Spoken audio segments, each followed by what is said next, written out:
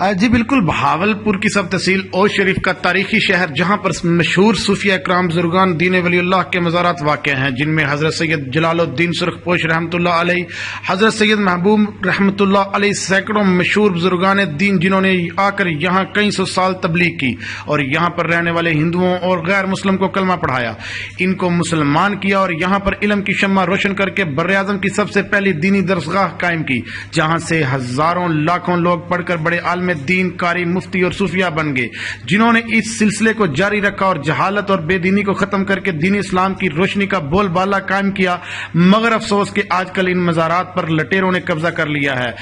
دور دراز سے آنے والے عقیدت مندوں کو لوٹنے کا سلسلہ شروع کر رکھا ہے۔ ایک اہم ذرائع سے معلوم ہوا ہے کہ ان مزارات کے گدی نشینوں نے مزارات کو ٹھیکوں پر دے رکھا ہے، جس سے ہر سال تقریباً لاکھوں روپے ٹھیکہ وصول کیا جاتا ہے، اور پھر ٹھیکیداروں نے اپنے گنڈے ان مزارات پر تعینات کر رکھے ہیں، جو ہر آنے والے عقیدت مند سے منت اور چراغی کے نام پر رقم بٹور کر اس کی جیب خالی کر لیتے ہیں۔ جوتے اتارنے کے پیسے الگ، موٹر سائیکل کھڑا کرنے کے پیسے علیحدہ وصول کرتے ہیں، اور جو پیسے نہ دے اس کو ذلیل و خوار کر کے واپس بھگا دیا جاتا ہے۔ کل سوشل میڈیا پر وائرل ہونے والی ویڈیو کے مطابق